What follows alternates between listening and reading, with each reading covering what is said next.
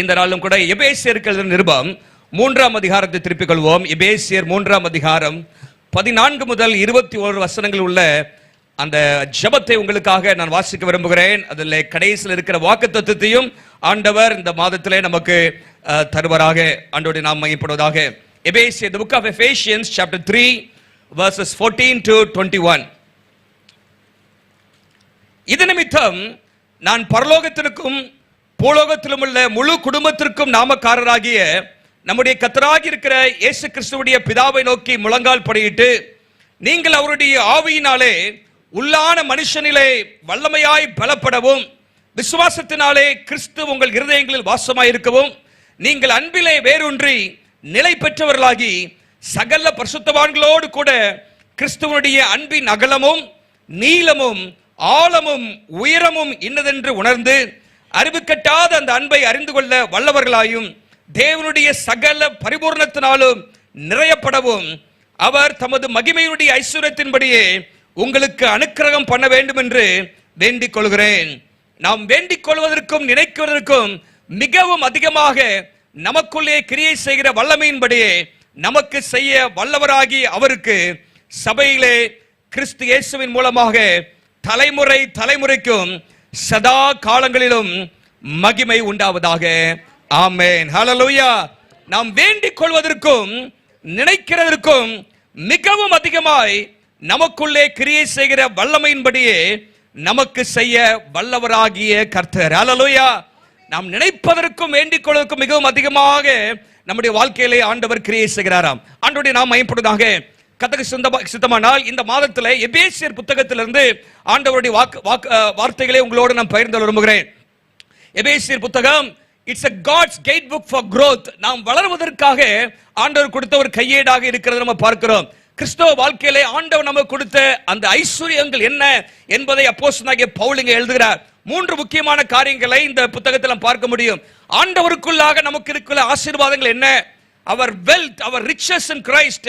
நீங்கள் 3ஆம் வசனத்தில் 1ஆம் அதிகாரத்தில் வாசிக்கும் பொழுது ஆவிக்குரிய சகல ஆசீர்வாதத்தினாலும் ஆண்டவர் நம்மை ஆசீர்வதித்திருக்கிறார் என்ற வேதத்தில் வாசிக்கிறோம். ஆண்டவர் நமக்கு தந்த ஆசீர்வாதங்கள் என்ன என்பதை நாம் முதல் 3 அதிகாரத்திலே பல வசனங்கள் மூலமாக அறிய முடியும். 4ஆம் 5ஆம் வசனத்தில் நீங்கள் வாசிக்கும் பொழுது அவர் வாக் இன் கிரைஸ்ட், கிறிஸ்துவுக்குள்ளாக நம்முடைய நடை எப்படி இருக்க வேண்டும், நாம் எப்படி நடக்க வேண்டும் என்று சொல்லி அங்கே சில காரியங்களை சொல்கிறார். 6ஆம் அதிகாரத்திலே அவர் வார்ஃபேர், நம்முடைய போராட்டம், பிசாசோடு நமக்கு இருக்கிற போராட்டத்தை குறித்து அங்கே சொல்கிறார். அது மாத்திரமல்ல, அதை நாம் எப்படி மேற்கொள்ள முடியும், நாம் என்ன செய்ய வேண்டும் என்கிற காரியங்களையும் ஆலோசனையாக பவுல் அப்போஸ்தலன் அங்கே சொல்கிற நம்ம பார்க்கிறோம். ஆகவே அநேக காரியங்களை இந்த எபேசியர் புத்தகத்திலே பரிசுத்தவான்களுக்கு, தேவனுடைய பிள்ளைகளுக்கு, சபைக்கு ஆண்டவர் பவுல் மூலமாக சொல்கிறத நம்ம பார்க்கிறோம். இந்த எபேசியர் நிருபத்தை பவுல் அப்போஸ்தலன் சிறைச்சாலையிலிருந்து என்ன பண்றாரு, அவர் எழுதுகிறார் என்று பார்க்கிறோம். கிட்டத்தட்ட கிபி 63 அந்த போன்ற அந்த ஆண்டுகளிலே அவர் அந்த சிறைச்சாலை இருக்கும் பொழுது அவர் எழுதுகிறார். எபேசு பட்டணத்திலே அவர் போய் ஊழியம் செய்தார். 3 ஆண்டுகள் தங்கியிருந்து பவுல் தன்னுடைய மிஷனரி பயணத்திலே, 3வது மிஷனரி பயணத்திலே அவர் அங்கே 3 ஆண்டுகள் இந்த எபேசு பட்டணத்திலே, அது ஒரு விக்கிரகங்கள் நிறைந்த ஒரு பட்டணம், தியலானின் கோயில் அங்கே இருக்கிறது, அநேகர் விக்கிரக ஆராதனை செய்து கொண்டிருந்த ஒரு பட்டணம். அந்த பட்டணத்திலே போய் அவர் தங்கியிருந்து கண்ணீரோடு ஜெபித்து, நீங்கள் அப்போஸ்தலர் 19ஆம் அதிகாரத்திலும் 20ஆம் அதிகாரத்திலும் அப்போஸ்தலனாகிய பவுல் எபேசு பட்டணத்தில் செய்த ஊழியத்தை குறித்து அங்கே சொல்லப்பட்டிருக்கிறது. எவ்வளவு கடினமாக இரவும் பகலும் உழைத்தார், வீடு வீடாக சென்று ஆண்டவருடைய நற்செய்தியை அறிவித்து அவர்களுக்கு போதகம் பண்ணினார் என்றெல்லாம் அங்கே பார்க்கிறோம். ஒரு நல்ல சபையை அங்கே ஆரம்பிக்க கர்த்தர் உதவி செய்தார். ஹல்லேலூயா. பவுல் மூலமாக எபேசு பட்டணத்தில் ஒரு நல்ல சபை ஆரம்பிக்கப்பட்டது என்று பார்க்கிறோம். அது ஆரம்பித்து பல நாட்கள் கழித்து, ஒரு 10 ஆண்டுகள் கழித்து அவர் சிறைச்சாலையில் இருக்கும் பொழுது, ரோமாபுரியிலே சிறைச்சாலையில் இருக்கும் பொழுது இந்த நிருபத்தை அந்த பட்டணத்தில் இருக்கிற அந்த சபையில் இருக்கிற மக்களுக்கு அவர் எழுதுகிறார். இந்த நிருபத்தில் நீங்கள் பார்க்கும் பொழுது அவருடைய தவறான காரியங்கள், சபையில் இருக்கிற ஏதோ மோசமான காரியத்தை கண்டித்தோ ஒன்று எழுதவில்லை. ஒரு நல்ல சபையாக அந்த சபை இருந்திருக்கிறது பவுல் அப்போஸ்தலன் நாட்களில். பிற்காலத்தில் தான் அந்த சபையில் நீங்கள் பார்க்கும் பொழுது எபேசு சபை ஆதி அன்பை இழந்து போய்விட்டது என்று சொல்லி நீங்கள் வெளிப்படுத்தின விசேஷத்தில் வாசிக்கிறோம். ஆனால் பவுல் நாட்களிலே அது ஒரு நல்ல சபையாக இருந்தது. ஆவிக்குரிய அநேக சத்தியங்களை அந்த சபைக்கு பவுல் அங்கே சொல்ல நம்ம பார்க்கிறோம். பாருங்க, இந்த ஜெபத்துல எப்படியாக ஆரம்பிக்கிறார் என்று சொன்னால் 14ஆம் வசனத்தில் ஆரம்பிச்சோமே, இது நிமித்தம் என்று ஆரம்பிக்கிறார். ஃபார் திஸ் காஸ் என்று அவர் ஆரம்பிக்கிறார். எது நிமித்தம் முன்னாடி சொல்லப்பட்ட அநேக காரியங்கள், இது நிமித்தம் நான் ஜெபிக்கிறேன். அநேக ஆசீர்வாதங்களை கர்த்தர் நமக்காக வாக்கு பண்ணியிருக்கிறார், நமக்காக ஆயத்தம் பண்ணி வைத்திருக்கிறார். அதன் நிமித்தம் நான் ஜெபிக்கிறேன் என்று அவர் சொல்கிறார். நீங்க பாத்தீங்கன்னா அங்கே 3 முக்கியமான காரியத்தை நான் வலியுறுத்த விரும்புகிறேன். முதலாவதாக 8ஆம் வசனத்துல கிறிஸ்துவுடைய அளவற்ற ஐஸ்வர்யம் அப்படின்னு போட்டிருக்கு. என்ன ஐஸ்வர்யமா? அளவற்ற ஐஸ்வர்யம், அன்சர்ச்சபிள், அளவற்ற ஐஸ்வர்யம் என்று சொல்லி எங்க வாசிக்கிறோம். அளவற்ற ஐஸ்வர்யத்தை ஆண்டவர் நமக்காக, புறஜாதிகளாக நமக்காக ஆண்டவர் தருகிறார் என்று சொல்லப்பட்டிருக்கிறது. என்னமாக அடுத்தது 10ஆம் வசனத்துல பாத்தீங்கன்னா அனந்த ஞானம் போட்டிருக்கு. அவருடைய அனந்த ஞானம், ஆண்டவருடைய அனந்த ஞானத்தை புரிந்து கொள்ள முடியாது. அந்த அனந்த ஞானத்தினாலே நமக்கு பல காரியங்களை ஆண்டவர் செய்கிறார். அது மாத்திரமல்ல, நீங்கள் கீழே வாசிக்கும் பொழுது அங்கே இன்னொரு வார்த்தையும் போட்டிருக்குது, எட்டர்னல் பர்பஸ், அதாவது நித்திய நோக்கம் அப்படிங்கிற ஒரு வார்த்தை இருக்கிறது பாருங்க. 9ஆம் வசனத்துல அனாதி தீர்மானம் அப்படின்னு இருக்கு. அனாதி தீர்மானம். அப்ப 3 காரியங்கள் பாருங்க: அளவற்ற ஐஸ்வர்யம், அனந்த ஞானம், அனாதி தீர்மானம். அனாதி தீர்மானம். ஆண்டவருக்குள்ளாக நமக்கு அளவற்ற ஐஸ்வர்யம் இருக்கிறது, அனந்த ஞானத்தை நமக்கு ஆண்டவர் தருகிறார், அனாதி தீர்மானம். அது என்னங்க அனாதி தீர்மானம்? நீங்க முதல் அதிகாரத்தில் வாசித்தீங்கன்னா பவுல் அப்போஸ்தலன் ஒரு காரியத்தை சொல்கிறார். அங்கே 3ஆம் வசனத்திலே அவர் கிறிஸ்துவுக்குள் உன்னதங்களில் ஆவிக்குரிய சகல ஆசீர்வாதத்தினாலும் நம்மை ஆசீர்வதிக்கிறார் என்று சொல்லிவிட்டு ஆண்டவர் தந்த அந்த ஆசீர்வாதங்கள்லாம் என்ன அப்படின்னு 4ஆம் வசனத்திலிருந்து அவர் அங்கே எழுதுகிறார். 4ஆம் வசனத்திலிருந்து நீங்க பாத்தீங்கன்னா அங்கே 14ஆம் வசனம் வரைக்கும் கிரேக்க மொழியில ஒரே சென்டென்ஸ் தான். அது ஒரே லாங்கஸ்ட் சென்டென்ஸ், ஒரே வாக்கியமாக. தமிழ்ல தான் நமக்கு பிரிச்சு போட்டிருக்கு, ஆனா ஒரே வாக்கியமாக நீண்டத அவர் பல காரியங்களை சொல்றாரு. என்னெல்லாம் சொல்றாருன்னா, பிதாவாகிய தேவனால் நமக்கு கொடுக்கப்பட்ட ஆசீர்வாதங்கள், குமாரனாகிய இயேசுவினால் நமக்கு கொடுக்கப்பட்ட ஆசீர்வாதங்கள், பரிசுத்த ஆவி நமக்கு கொடுத்த ஆசீர்வாதங்கள் என்று சொல்லி 3 காரியங்களை அங்கே எழுதுகிறார். முதலாவது 4ஆம் வசனத்துல பிதாவான என்ன செஞ்சாராம்? நம்முடைய ரட்சிப்பை அவர் ஏற்கனவே திட்டம் பண்ணினாராம். ஹல்லேலூயா. உலக தோற்றத்துக்கு முன்பாகவே என்று சொல்லி அங்கே போடப்பட்டிருக்கிறது. 4ஆம் வசனத்துல பாருங்க, உலக தோற்றத்துக்கு முன்பே. நீங்கள் நான் அந்த இடத்துல உட்கார்ந்துருக்கேன்னு சொன்னா, உலக தோற்றத்துக்கு முன்பாகவே, நம்முடைய தாயின் கருவில உருவாகிறதுக்கு மாத்திரமல்ல, இந்த உலக சிருஷ்டிக்கப்படுறதுக்கு முன்பாகவே இப்படின்னு பேர்ல ஒருத்தங்க இந்த ஊர்ல பரப்பிங்க, அவங்களை தெரிந்து கொள்ள வேண்டும், ரட்சிக்க வேண்டும் என்று சொல்லி கர்த்தர் நம்மை கொண்டு அனாதி தீர்மானம் வச்சிருந்தார். ஹல்லேலூயா. பாருங்க, உலக தோற்றத்துக்கு முன்பாகவே ஆண்டவர் கிறிஸ்துவுக்குள் நம்மை தெரிந்து கொண்டாராம். ஒரு அல்ல சொல்லுங்க பார்க்கலாம். நீங்கள் நானும் we are chosen by our God even before the foundation of this world. உலகத்தின் தோற்றத்துக்கு முன்பாகவே ஆண்டவர் நம்மை தெரிந்து கொண்டார். So God the Father planned our salvation. நம்முடைய ரட்சிப்பை அவர் திட்டம் பண்ணி வைத்திருந்தார், நம்மை முன்குறித்து வைத்திருந்தார். குமாரனாகிய இயேசு என்ன செய்தாரா? நீங்க பாத்தீங்கன்னா தொடர்ந்து வாசிக்கும் பொழுது 7ஆம் வசனத்திலிருந்து வாசிக்கும் பொழுது, இந்த உலகத்திலே நமக்காக பிறந்து அவர் தம்முடைய இரத்தத்தினாலே இந்த ரட்சிப்பை நமக்காக வாங்கி இருக்கிறார். பர்ச்சேஸ்ட் அவர் சால்வேஷன். நம்முடைய ரட்சிப்பை அவர் நமக்காக விலை கொடுத்து வாங்கி இருக்கிறார், தம்முடைய இரத்தத்தினாலே நம்மை மீட்டெடுத்திருக்கிறார் என்று சொல்லப்பட்டிருக்கிறது. பாருங்க, அதுதான் அங்கே வாசிக்கிறோம். பரிசுத்த ஆவியானவர் என்ன செய்யறாரா? அங்கே 14ஆம் வசனத்துல வாசிக்கும் பொழுது அவர் நம்மை ஆவியினாலே நம்மை முத்திரை போட்டிருக்கிறார். இந்த மீட்கப்படுவதற்கு ஆவியானவர் நம்முடைய சுதந்திரத்தின் அச்சாரமாயிருக்கிறார். சீல் பண்ணி வச்சிருக்கிறார் ஆண்டவர். நம்ம என்ன பண்ணிருக்கிறாரா? ஆண்டவர் முத்திரை போட்டு வச்சிருக்கிறார். அப்படின்னா இந்த ரட்சிப்பை அவர் பாதுகாக்கக்கூடியவராயிருக்கிறார். ஹல்லேலூயா. பிதாவாகிய தேவன் நம்முடைய ரட்சிப்பை திட்டம் பண்ணினார். He planned our salvation. குமாரனாகிய இயேசு கிறிஸ்து நம்முடைய ரட்சிப்பை அவர் விலை கொடுத்து வாங்கினார். He purchased our salvation. பரிசுத்த ஆவியானவர் he preserves or protects our salvation. நம்முடைய ரட்சிப்பை அவர் பாதுகாக்கிறவராக அவர் இருக்கிறார். ஹல்லேலூயா.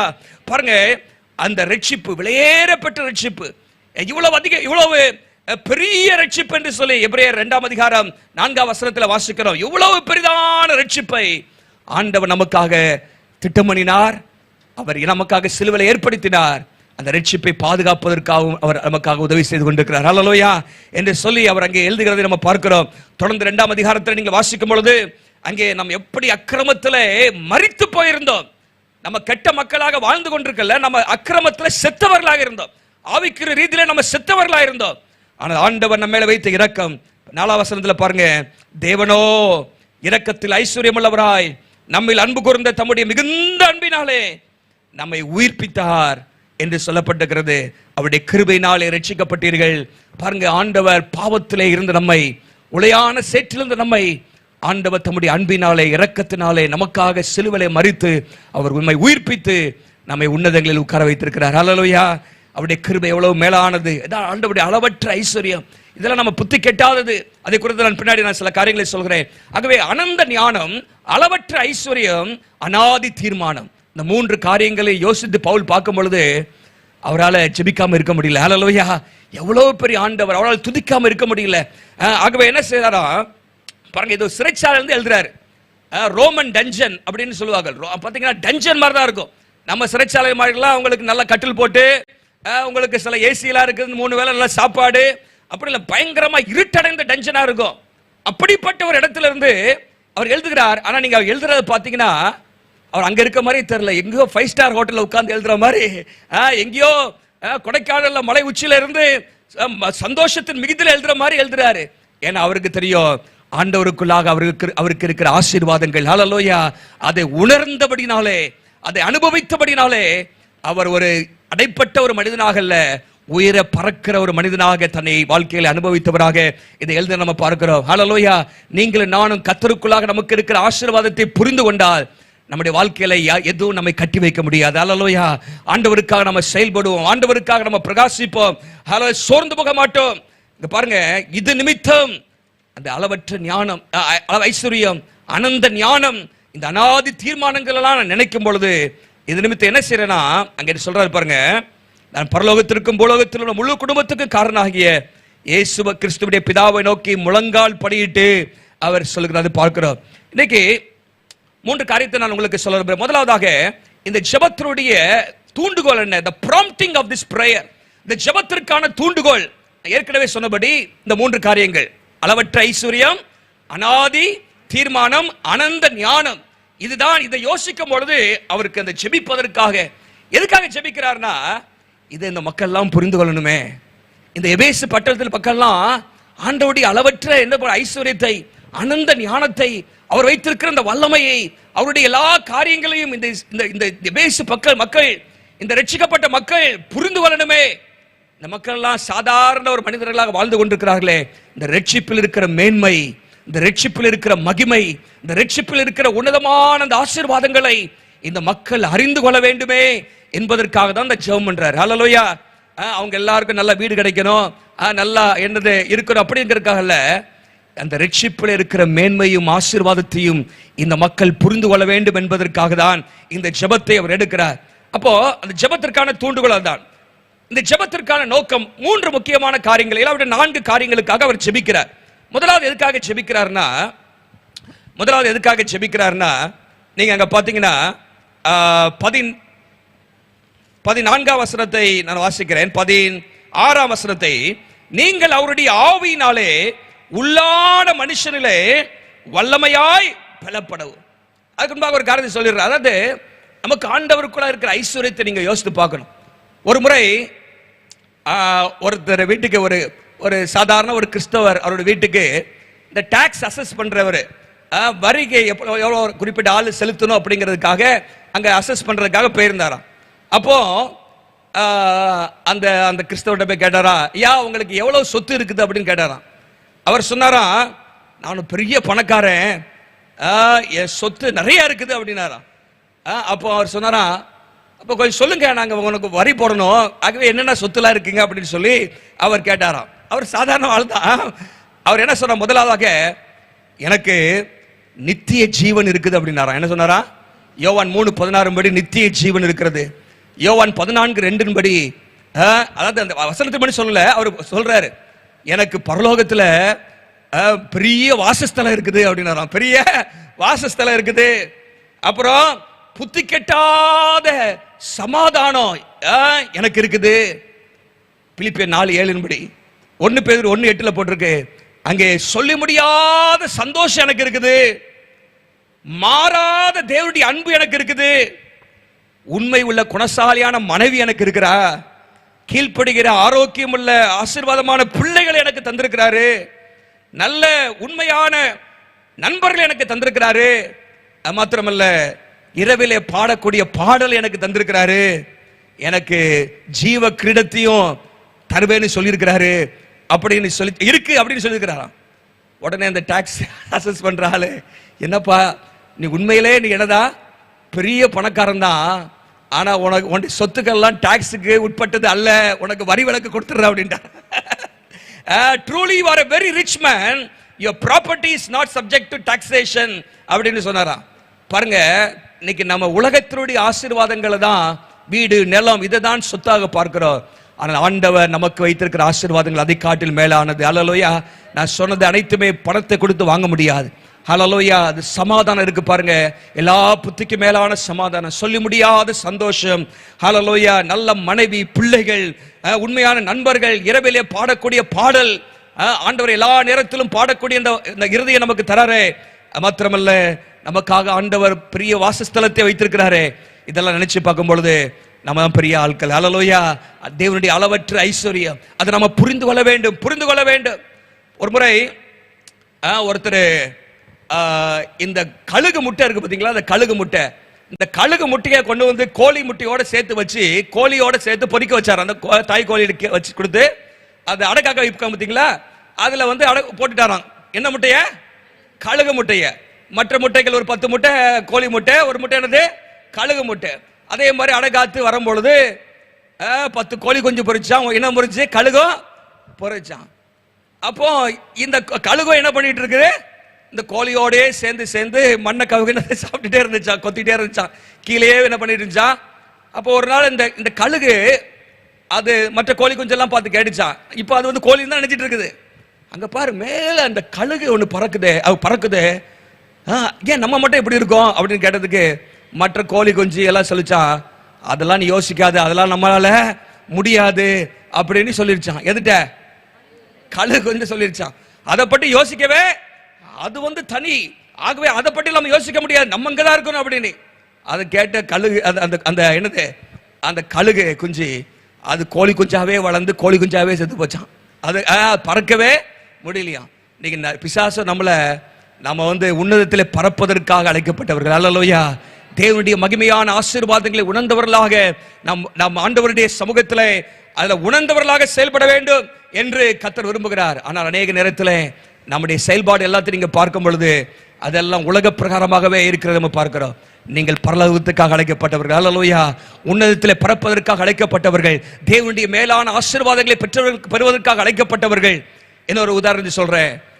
ஒரு முறை ஒரு சாதாரண ஒரு ஏழை ஒரு நபர் அமெரிக்காவுக்கு போகணும்னு ஆசைப்பட்டாராம். அமெரிக்காவுக்கு போகணும்னு ஆசைப்பட்டு அங்கே இருக்கலாம் பார்க்கணும் அப்படின்னு சொல்லி அவர் என்ன செஞ்சாராம், ரொம்ப கடினமாக ஒரு 2-3 வருஷம் உழைச்சி ஒரு வழி டிக்கெட் எடுத்துருவோம் அமெரிக்காவுக்கு போயிருக்கிறதுக்கு, அங்க போய் ஏதாவது வேலை தேடி அங்க போய் செட்டில் ஆயிடலாம் அப்படின்னு சொல்லி என்ன பண்ணிருக்கிறாரு, ரொம்ப கடினமாக உழைத்து ஒரு வழி பிரயாணத்துக்காக என்ன பண்ணாராம், கப்பல்ல போறதுக்கு, கப்பல்ல இந்த நாள் டிக்கெட் எடுத்துட்டாராம். டிக்கெட் எடுத்துட்டு அது கிட்டத்தட்ட ஒரு மாதம் அது பயணப்பட ஒரு சூழல் இருந்தது. எந்த நாடுன்னு தெரியல, ஒரு இடத்துல இருந்து. அப்போ பயணப்பட்டு போயிட்டு இருக்கும் போது அவர் எல்லாத்துக்கும் ஒரு வழி பயணத்துக்கு இடம் எடுத்துட்டாரு. சாப்பாடு தன்னால் இயன்ற அளவுக்கு பிஸ்கட்டு அந்த மாதிரி காரியங்கள்லாம் அந்த கொஞ்சம் காசு மீதி காசை வச்சு வாங்கி வச்சிருந்தாராம். கப்பல் போயிட்டே இருக்கிறது. ஒரு நாள் 2 நாள் இவருக்கு கப்பலில் இருக்க பசி கூடவும் நிறைய பிஸ்கட்டை சாப்பிட்டு என்ன பண்ணிட்டாரு, கொஞ்சம் தான் மீதி வச்சிருந்தாரு. அதை அந்த நாள் ஃபுல்லா செலவு பண்றதுக்கு கொஞ்சம் பிஸ்கட் தான் வச்சிருந்தாரு, கொஞ்சம் குறிப்பிட்ட சாப்பாடு தான். ஆனா அவர் அங்க எல்லா மக்களும் என்ன பண்ணாங்களா, நிறைய பேர் அந்த கிச்சன் இருக்கு பாத்தீங்கன்னா, பெரிய பெரிய அங்க சாப்பிட்ற இடத்துக்கு அந்த கஃபேட்டரியா அங்கே போய் நல்லா சாப்பிட்டுட்டு இருந்தாங்களாம். இவருக்கு போய் பார்த்தாரு, அவன் என்னது சிக்கன் பர்கரு பிஸா இப்படின்னு கண்ணாமண்ணான்னு எல்லாமே சாப்பிட்றாங்களா. அவர் நல்லா மோந்து மட்டும் பார்த்துட்டு சரி நம்ம பிஸ்கட் நம்ம சாப்பிட போவோம் அப்படின்ட்டு, ஏன்னா காசு எல்லா காசு கொடுத்து என்ன வாங்கியாச்சு, டிக்கெட் வாங்கியாச்சு, கொஞ்சம் தான் கொண்டு வந்துருக்கிறாரு. அப்படி அதே மாதிரி காலையில போய் மோந்து பார்த்துட்டு வந்துருவாராம், மதியானம் போய் அவன் நல்லா சாப்பிடுவானா, இவர் மோந்து பார்த்துட்டு வந்துருவாராம். அப்போ இப்படி காலம் போயிடுச்சு. ஒரு குறிப்பிட்ட நாளுக்கு அப்புறம் சாப்பிட்றதுக்கு ரொம்ப மீகரா தான், கொஞ்சமாக தான் இருந்துச்சு, அதையும் சாப்பிட்டுட்டு தான் அவர் வாழ்க்கை அந்த கப்பல் பயணத்தின்றார். அப்போ அந்த போய் இறங்குற இடத்துல போகும்போது அவருக்கு ஒரு தகவல் வந்துச்சா, உங்களை வந்து கேப்டன் வந்து பார்க்கணும்னு விரும்புறாரு, நீங்க இறங்குறதுக்கு நீங்க என்ன பண்ண கேப்டனை பார்த்துட்டு போயிருங்க அப்படின்னு. உடனே இறங்குற கேப்டன் போய் பார்த்தாராம். கேப்டன் கேட்டாரா, ஏதாவது உங்களுக்கு எங்க மேல வருத்தமா அப்படின்னு கேட்டாராம். ஏதாவது உங்க மேல வருத்தமா? ஏன் நீங்க சாப்பிட்றதுக்கே நீங்க உங்களை பார்க்க முடியலையே? அவர் சொன்னாரா, நான் ஒரு கொஞ்சம் ரொம்ப ஏழ்மையான குடும்பத்தில் பிறந்தவன், நான் இருந்த காசெல்லாம் கொடுத்து டிக்கெட் வாங்கிட்டேன், கொஞ்சம் நான் பிஸ்கட்டு சாப்பிட்றதுக்கு வாங்கிட்டேன், ஆகவே எனக்கு கொடுத்து வாங்குறதுக்கு காசு இல்லை அப்படின்னு சொல்லி சொன்னாராம். உடனே அவர் சொன்னாரா, அட பாவி, அட அந்த டிக்கெட்டு வாங்கும் போதே அந்த டிக்கெட்லேயே எல்லா சாப்பாடும் ஃப்ரீ, நீ பின்னாடி எழுது வாசித்து பார்க்கலையா? அந்த டிக்கெட்டுக்கு பின்னாடி என்ன போட்டிருக்கு? 3 வேளை சாப்பாடு அவனுக்கு ஃப்ரீ, எது வேணாலும் சாப்பிடலான்னு போட்டிருக்கேப்பா, நீ பாட்டுக்கு பிஸ்கட்டை சாப்பிட்டு இப்படி வந்திருக்கிய அப்படின்னு. அப்போதான் அவனுக்கு ஏமாற்றம் அடைந்தது. பாருங்க, எதை சொல்றேன்னா, ரட்சிப்பிலே, ஆண்டவர் தந்த ரட்சிப்பிலே அநேக ஆசீர்வாதங்கள் இருக்கிறது. அல்லேலூயா. அவருடைய வல்லமை, உயிர்த்தெழுதல் வல்லமை இருக்கிறதுல, அதிலே உன்னதமான ஆசீர்வாதங்கள் இருக்கின்றன. இன்னைக்கு அதை நாம் உணராதபடிக்கு செகண்ட் கிளாஸ் கிறிஸ்டியன்ஸ் ஆக, ஏதோ இரண்டாந்தர கிறிஸ்தவ வாழ்க்கையை நாம் வாழ்ந்து கொண்டிருக்கிறோம். ஆகவேதான் பவுல் இந்த எபேசு பட்டண மக்கள் ஒரு இரண்டாந்தர கிறிஸ்தவ வாழ்க்கை வாழ்வதற்கல்ல, ஒரு முதல் தரமான கிறிஸ்தவ வாழ்க்கை வாழணும். ஹல்லேலூயா. இவர்கள் எல்லாரும் ஜெபித்து ஆண்டவருடைய வல்லமையை பெற்றுக்கொள்ளணும், ஆண்டவருக்காக பிரகாசிக்கணும், ஆண்டவருடைய அன்பை உணர்ந்து கொள்ள வேண்டும் என்று சொல்லிதான் இந்த நிருபத்தை எழுதுகிறார். இந்த ஜெபத்தை அவர் செய்கிறார். என்ன செய்கிறார் பாருங்க. முதலாவதாக இந்த ஜெபத்தில் என்ன செய்கிறார்னா, அவர்கள் உள்ளான மனுஷனிலே என்ன பண்ணும்? வல்லமையாய் பலப்படணும். They must be strong in their inner man. அவருடைய உள்ளான மனுஷனிலே, இந்த புறம்பான மனுஷன் அது நாளுக்கு நாள் என்ன பண்ணுது? அது அழிந்து போகிறது தான். நீங்கள் 2 கொரிந்தியர் 4:14 வாசிக்கும் பொழுது, அது புறம்பான மனுஷன் நாளுக்கு நாள் அது அழிந்து போய் கொண்டிருக்கிறது. ஆனால் உள்ளான மனுஷனிலே நீங்க என்னைக்குமே அது வயதாகி போறதுக்கு வாய்ப்பே இல்லை. நீங்க புதிதாக்கப்பட்டுக்கிட்டே தான் இருக்க வேண்டும். ஹல்லேலூயா. சில ஆட்கள்லாம் பார்த்தீங்கன்னா அவங்க சோர்ந்து போய் விடுகிறார்கள். அவர்களுக்குள்ளாக ஒரு புதிய பலன், புதிய ஆசீர்வாதம், அந்த புதிய வல்லமை இல்லாமல் இருக்கிறது. வளர வளர ஆவிக்குரிய ஜீவியத்திலும் குன்றி போய் விடுகிறார்கள். ஆனால் வளர வளர சரீரம் குன்றி போலாமே தவிர, இந்த உள்ளான மனுஷன் இருக்கு பாருங்க, இன்னர் மேன், நம்முடைய ஆவிக்குரிய மனிதன் பலமுள்ளவனாக மாறணும். ஹல்லேலூயா. பலமுள்ளவனாக நாம் மாற வேண்டும். நன்றாக ஜெபிக்கிறவர்களாக, நன்றாக ஆண்டவருடைய ஆசீர்வாதத்தை பெற்றவர்களாக, ஆண்டவருக்காக பிரகாசிக்கிறவர்களாக நம்ம மாற வேண்டும் என்று கர்த்தர் அங்கே விரும்புகிறார். பாருங்க, ஆத்மா வாழ வேண்டும். ஆத்மா என்ன இருக்கிறோம்? சிலருக்கு சரீரத்தில் நல்லா கொழுகொள் இருப்பாங்க, ஆனா ஆத்மா எப்படி இருக்கும்? ரொம்ப நோஞ்சானா இருக்கும். அந்த சரீரம் என்னைக்கு போகணும்னு தெரியாது. ஆத்மாவை நம்ம கவனித்து அது உள்ளான மனுஷர்கள் என்ன பண்ணணும்?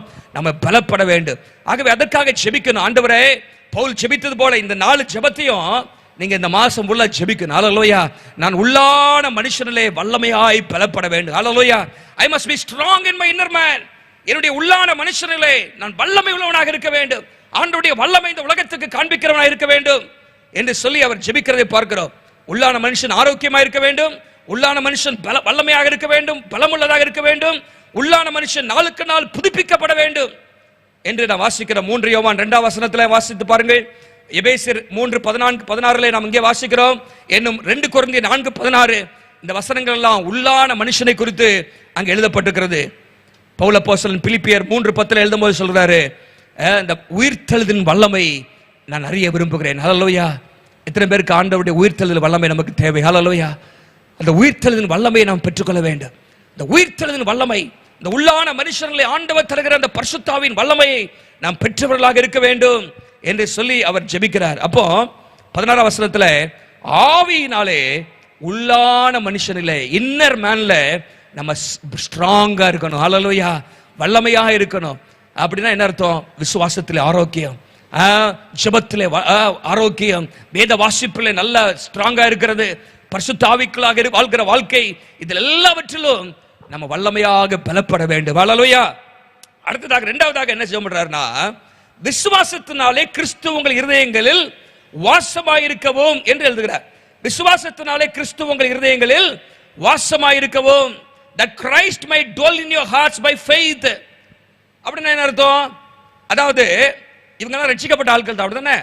கிறிஸ்து உங்கள் இருதயத்தில் வந்து தங்க வேண்டும் என்ற எழுதல, இருதயங்களிலே வாசமாயிருக்க வேண்டும் என்றால் அதுக்கு சரியான அர்த்தம் என்னன்னு சொன்னா, the word dwell implies a fixed control of one who has not only moved in but one who is the undisputed owner of a piece of property. அதாவது அந்த இருதயத்துக்கு சொந்தக்காரராக மாறணும். இந்த உங்க சொத்துக்கெல்லாம் உரிமை உள்ளவர்களாக மாறணும், உங்க வாழ்க்கைக்கு கிறிஸ்து உரிமை உள்ளவர்களாக மாறணும், சேவியராக ஏற்றுக்கிறீங்க, ரட்சகராக. ஆனா உங்க வாழ்க்கையில அவர் ஆளுகை செய்கிறவராக மாறணும். ஹல்லேலூயா. உங்களை ஆண்டு நடத்துகிறவராக மாறணும். உங்கள் வாழ்க்கையில இடம் கொடுத்திருக்கீங்க, ஆனா முதல் இடம் கொடுக்கணும் அவருக்கு. ஹல்லேலூயா. இடம் மாத்திரமல்ல, it's not just place, we have to give preeminence. அவருக்கு முதலிடம் கொடுக்க வேண்டும். கிறிஸ்து நம்முடைய வாழ்க்கையில முதலிடத்தில் இருக்க வேண்டும். முதலிடத்தில் இருக்கும் பொழுது அவருடைய பிரசன்னத்தை அதிகமாக நாம் உணர முடியும். ஹல்லேலூயா. அவர் எல்லா பகுதியிலும், ஏதோ ஒரு அறையில மாத்திரம் நீங்க பூட்டி வச்சிட்டீங்கன்னா அவர் எல்லா இடத்துலயும் நீங்க பார்க்க முடியும். ஆனா அந்த முழு வீட்டுக்கும் சொந்தக்காரா இருக்கும் பொழுது அவருடைய பிரசன்னத்தை நம்முடைய வாழ்க்கையில உணர முடியும். ஹல்லேலூயா. மாத்திரமல்ல, அவர் நம்முடைய வாழ்க்கையில அது வாசமாய் இருக்கும் பொழுது அவருடைய வல்லமையை நாம் அனுபவிக்க முடியும், அவருடைய பரிசுத்தத்தை நம்முடைய வாழ்க்கையில் அனுபவிக்க முடியும். அப்போ கிறிஸ்து நம்முடைய வாழ்க்கையிலே வாசமா இருக்க வேண்டும், அவர் முதலிடத்தில் இருக்க வேண்டும், அவர் ஆளுகிறவராக இருக்க வேண்டும் என்று அவர் ஜெபிக்கிறார். மூன்றாவது தான் முக்கியமான அங்க ஜெபம்ன்றாரு. அதான் 3 வசனங்கள்ல இருக்குது. நீங்கள் அன்பிலே வேரூன்றி நிலை பெற்றவர்களாகி சகல பரிசுத்தவான்களோடு கூட கிறிஸ்துவின் அன்பின் அகலம் நீளம் ஆழம் உயரம் இன்னதென்று உணர்ந்து அறிவு கெட்டாத அந்த அன்பை அறிந்து கொள்ள. இது என்னங்க புதுசா இருக்கு? அறிவு, அந்த அன்பை அறிவு கெட்டாதான், அதை அறிஞ்சு கொள்ளுமா? எப்படி அறிவு கெட்டாத அந்த அன்பை அறிந்து கொள்ள வல்லவர்களாய். உங்களால எவ்வளவு அறிய முடியுமோ அறியணும் அப்படின்னு ஒரு ஆளு சொல்லுங்க பார்க்கலாம். அதை நீங்க ஃபுல்லா அறிஞ்சிக்க முடியாது. 100% ஆண்டவருடைய அன்பை யாராலையும் ஆனா அனுபவிக்க முடியும், ஆனா அறியணும். அந்த அறிந்து கொள்வதற்கான வல்லமை உடையவர்களாக நம்ம மாறணும். பவுல் அங்கே சொல்றாரு, the dimensions of love. இதை கொஞ்சம் யோசித்து பார்த்தீங்கன்னா, இந்த 2 வசனத்தையே நீங்க தியானம் பண்ணிட்டு இருந்தீங்கன்னா நம்முடைய வாழ்க்கையில ஆண்டவருடைய அன்பை நம்ம உணர முடியும். பாருங்க என்ன போட்டிருக்குன்னா, இந்த அன்பின் அகலம் போட்டிருக்கு. என்னது? the breadth of God's love. ஆண்டவருடைய அன்பின் அகலம் அப்படின்னா என்ன அர்த்தம்? அன்பின் அகலம்னா என்ன? அகலம் அப்படின்னா நீங்க வேதத்தில் வாசிக்கும் பொழுது இவ்வளவாய் உலகத்தில் அன்பு கூர்ந்தான்னு போட்டிருக்குல்ல. யார் மேல் அன்பு கூர்ந்தாரா? உலகத்து. God so loved the world அப்படின்னு போட்டிருக்கு. ஆண்டவர் யாரோ குறிப்பிட்ட ஜனங்களை மாத்திரம் அல்ல, யூதர்களை மாத்திரம் அல்ல, குறிப்பிட்ட ஆட்களை மாத்திரம் அல்ல, அவர் எல்லாரையும் நேசிக்கிறார். ஹல்லேலூயா. சர்வலோகத்தின் பாவங்களுக்காக பலியான கிருபாதார பலியாக அவர் இருக்கிற எல்லாரையும் நேசிக்கிறார். ஜாதி மத பேதமின்றி அவர் நேசிக்கிறார். எல்லாரையும் ஆண்டவர் நேசிக்கிறார். குறிப்பிட்ட ஆட்களை, படித்தவர்கள், பணக்காரர்கள், அழகுள்ளவர்கள், இவர்களை மாத்திரமல்ல, அவர் எல்லாரையும் நேசிக்கிறார். ஹல்லேலூயா. அதான் breadth of God's love. நீங்க வெளிப்படுத்தின விசேஷம் 5ஆம் அதிகாரத்தில் வாசிக்கும் பொழுது பரலோகத்தில் யாரெல்லாம் இருக்கிறாங்கன்னு பார்த்தீங்கன்னா, எல்லா ஜாதியார், எல்லா கோத்திரத்தார், எல்லா பாஷைக்காரர்கள், எல்லா மக்களும் பரலோகத்தில் இருக்கிறாங்க. ஹல்லேலூயா. அங்கே யாரு? அங்கே யோவான் பரலோக காட்சியை பார்க்கும் பொழுது அங்கே யூதர்கள் மாத்திரமல்ல, எல்லா பாஷைக்காரர்கள் இருக்கிறாங்க. ஹல்லேலூயா. the breadth of God's love ன்னு சொல்லும்போது ஆண்டவருடைய அன்பின் அகலம் என்று அங்கே சொல்லப்பட்டிருக்கிறது.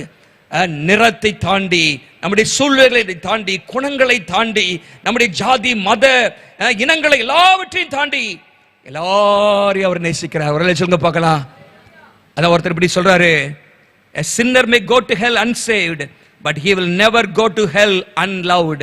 ஒரு பாவி இந்த உலகத்துல ரட்சிக்கப்படாம நரகத்துக்கு போலாம், ஆனா அன்பு செலுத்தப்படாம போகவே முடியாது. ஹல்லேலூயா. ஏன்னா எல்லா பாவியும் ஆண்டவர் நேசிக்கிறார், எல்லா மனிதர்களையும் ஆண்டவர் நேசிக்கிறார். யாரும் என்ன நேசிக்கலன்னு யாரும் சொல்ல முடியாது. God so loved the world, God loves all. எல்லாரையும் அவர் நேசிக்கிறார். ஹல்லேலூயா என்பதை நாம் உணர வேண்டும்.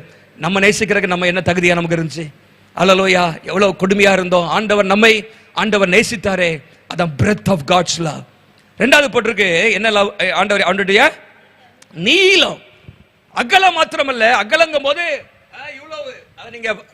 நீங்க பாத்தீங்கன்னா சில படங்கள்ல பார்த்திருப்பீங்க, சிலுவையில இயேசு இப்படி சிலுவை கல்வரை, how much do you love me அப்படின்னு கேட்டதுக்கு ஆண்டவர் இயேசு சொல்றாராம், கை அப்படி நீளமா விரிச்சு, இவ்வளவாய் உலகத்திலே இவ்வளவாய் அன்பு கொடுக்கிற எல்லாரும் ஆண்டவர் ஏற்றுக்கொள்கிறாராம். என்னிடத்துல வருகிற ஒருவனையும் புறம்பே தள்ளுவதில்லை. யாரெல்லாம் இயேசுட்ட வராங்களோ, எப்படிப்பட்ட ஆளா இருந்தாலும் சொல்லி, இயேசு அவங்களை நேசித்து அவங்களை ஆசீர்வதிக்க அவர் ஆயத்தம் உள்ளவராக இருக்கிறார். ஹல்லேலூயா. ரெண்டாவது போட்டிருக்கு நீளம். அப்படின்னா என்ன அர்த்தம்? நீளம் அப்படின்னா length of God's love. அந்த அன்பு எப்படின்னா அது அனாதி ஸ்நேகன் போட்டிருக்கு. ஹல்லேலூயா. From eternity. ஆண்டவர் நேத்துல இருந்து உங்களை அன்பு கூறலையா? எப்போ அன்பு கூர்ந்தாரா? உலக தோற்றத்துக்கு முன்பாகவே. வாசிங்க, ஏற்கனவே அந்த வசனத்தை அங்க வாசித்தோம். எபேசியர் 1ல எரேமியா 31:3 சொல்லுது. எரேமியா 31:3 என்ன வாசிக்கிறோம்? அநாதி சிநேகத்தினாலே உன்னை சிநேகித்தேன். அநாதி சிநேகம். ஆண்டவர் நம்மை சிநேகிக்கிற நிறுத்தவே இல்லை. ஹல்லேலூயா. நீங்க தப்பு பண்ணா சிலர் சொல்லுவா, நீங்க தப்பு பண்ணா ஆண்டவர் உன்னை நேசிக்க மாட்டாரா? ஆண்டவர் நேசிக்க மாட்டாருன்னே கிடையாது. God is love. ஹல்லேலூயா. கர்த்தர் எப்பொழுதும் நேசித்துக் கொண்டே இருக்கிறார். from eternity to eternity நம்முடைய ஆண்டவர் அன்புள்ள ஆண்டவர் தான். ஹல்லேலூயா. உலக தோற்றத்துக்கு முன்பாகவே நம்மை நேசித்தார். நேற்று நேசித்தார், இன்றைக்கு நேசிக்கிறார், நாளைக்கு நேசிப்பார். ஹல்லேலூயா. ஆண்டவருடைய நேசம் மாறாத நேசம், அது அநாதி சிநேகம் என்று நம்ம பார்க்கிறோம். அதுதான் இங்கே பவுல் எழுதுகிறார். அவருடைய அன்பின் நீளம், it's an unending love, never ending love, it's an everlasting love, eternal love. He loved us and he loves us and he will continue to love us. மூன்றாவது பாத்தீங்கன்னா அதான் ரொம்ப முக்கியம். அதான் எனக்கு ரொம்ப டச்சிங்கா இருக்கு. அன்பின் ஆழம் அப்படின்னு போட்டிருக்கு. ஆழம், அன்பின் ஆழம் அப்படின்னா எதை வச்சு புரிந்து கொள்றது அப்படின்னா, பிலிப்பியர்ல 2ஆம் அதிகாரத்துல அங்க பாத்தீங்கன்னா ஆண்டவர் எவ்வளவாக இறங்கி வந்தாரு அப்படின்னு போட்டிருக்காங்க. அப்படிதானே? அவர் தேவனுடைய ரூபமா இருந்தும் என்னவா இருந்தாரா? தேவனுடைய ரூபம். அவர் தேவனுங்க. தேவனுக்கு சமமாக இருப்பதை கொள்ளையாடின பொருளாக எண்ணாமல் தம்மை தாமே வெறுமையாக்கி அடிமையின் ரூபம் எடுத்து மனுஷ சாயலானார். தேவன், he was God, he emptied himself. அவர் தம்மை தாமே வெறுமையாக்கி he took the form of a man, மனுஷனுடைய சாயலாக இறங்கி வந்தார். ஹல்லேலூயா. அது இறங்கி வருவதற்கு அவசியமே இல்லை, ஆனால் அதான் அன்பின் ஆழம். ஹல்லேலூயா. எவ்வளவா இறங்கி வந்தார். இல்ல ரெண்டு காரியத்தை நம்ம பார்க்கணும். ஒண்ணு, அவர் என்ன செய்தார் என்று மாத்திரமல்ல, அந்த மனுஷனா வந்து என்ன அனுபவித்தார்னு இருக்குது பாருங்க. மனுஷனா வந்ததே ஒரு பெரிய ஆச்சரியம் தான். அது ஒரு கன்னியின் வயிற்றிலே ஒரு மனிதனாக தேவன் அண்ட சராசரங்களையும் படைத்த ஆண்டவர், ஆதியில எல்லாவற்றையும் படைத்த ஆண்டவர், நித்தியமா இருக்கிறவர், பிதாவோடு எப்பொழுதுமே இருக்கிற அந்த தேவன் இயேசு கிறிஸ்து அவர் என்ன செய்தாராம்? எல்லாவற்றையும் திறந்து இந்த உலகத்திலே பாவ சாயலான மனுஷனை போல மாறினாராம். அதான் புத்தி கெட்டாத அந்த அன்புன்னு பவுல் சொல்றாரு பாருங்க. என்ன சொல்றாரு பாருங்க? என்ன வாசித்தோம் 3ஆம் அதிகாரத்துல? அறிவு கெட்டாத, the love which passes knowledge. அறிவு கெட்ட, இது எப்படி புரிஞ்சு கொள்றது? ஒரு சாதாரண நம்ம கொஞ்சம் இறங்கி போனா முடிய மாட்டேங்குது. அதுதானே? கொஞ்சம் விட்டு கொடுத்து பாப்பா அப்படின்னா, நான் யார் தெரியுமா அப்படிங்கிற, கொஞ்சம் விட்டு கொடு, கொஞ்சம் இறங்கி பாப்பா. ஆனா ஆண்டவர், he was God, சர்வத்தை உண்டாக்கினவர், சர்வ வல்லமை உள்ளவர். அவர் மனுஷனாக இறங்கி வந்தாராங்க. அதான் புத்தி கெட்டாத அன்பு. ஹல்லேலூயா. இறங்கி வந்தது மாத்திரமல்ல, இந்த மனிதனுடைய எல்லா பாடுகளையும் பட்டது மாத்திரமல்ல, அவர் களைப்படைந்தார், தாகமடைந்தார், பசியடைந்தார் என்றெல்லாம் பார்க்கிறோம். அவரை ஏளனம் செய்தார்கள், அவரை பயங்கரமாக நடத்தினார்கள் எல்லாம் பார்க்கிறோம். ஆனா சிலுவையில் வரும்பொழுது அவர் இன்னும் ஆழத்துக்கு போயிட்டார். கீழே மனுஷனா வந்தது மாத்திரமல்ல, இன்னும் ஆழத்துல பாருங்க. அவருடைய அன்பின் ஆழத்தை நீங்க பாத்தீங்கன்னா, கொடுமையான மனிதர்களால் என்ன பண்ணப்பட்டார்? துன்புறுத்தப்பட்டார்னு பார்க்கிறோம். அவரை காரி துப்பினார்கள், அவரை சிலுவையில் அறையப்பட ஒப்பு கொடுத்தார்கள், பார சிலுவை அவர் மேல வைத்தார்கள், அவரை சிலுவையில் அறைந்தார்கள். அவர் சிலுவையின் அந்த உச்ச வேதனையை அவர் நமக்காக தாங்கினார். அது மாத்திரமல்ல, நம்முடைய எல்லா பாவங்களையும் அவர் மேலே ஏற்றுக்கொண்டார். அங்கிருந்து இங்க வந்து மாத்திரமல்ல, இன்னும் பாருங்க அந்த அன்பின் ஆழத்தை நம்ம ஏற்றுக்கொண்ட ஒரு குறிப்பிட்ட நேரத்தை சொல்றாரு, என் தேவனே, என் தேவனே. அவர் பிதாவுடைய உறவு கூட துண்டிக்கப்பட நமக்காக விட்டு கொடுத்தார், மரித்தார், அடக்கம் பண்ணப்பட்டார், அங்கே கல்லறையில் வைக்கப்பட்டார் என்று சொல்லி நம்ம பார்க்கிறோம். இந்த அண்ட சராசரங்களை உருவாக்கினவர், சாவாமை உள்ள தேவன், மரித்தவராக கல்லறையில் வைத்தார். அதான் அன்பின் ஆழம். ஹல்லேலூயா. இதெல்லாம் எதற்காக? உங்களையும் என்னையும் நேசித்தபடினாலே, உங்களை என்னையும் அவர் நேசித்தபடினாலே அப்படி செய்தார். All this because he loves me and he loves you. Such is the depth of his love. இதுக்கு விளக்கமே சொல்ல முடியாது. பாருங்க, தேவன் மனிதராய் வந்தாருனாலே ஒரு பெரிய ஆச்சரியம். ஆனா அதுக்கு கீழே அந்த கடவுள் நமக்காக மரித்து அடக்கம் பண்ணப்பட்டார் என்று சொன்னால் அந்த அன்பின் அகலத்துக்கு அளவே இல்லை என்று சொல்ல பார்க்கிறோம். அதான் நீங்க 2ஆம் அதிகாரத்துல பவுல் எழுதும் பொழுது எபேசியர்ல மிகுந்த அன்பினால் என்று சொல்கிறார்.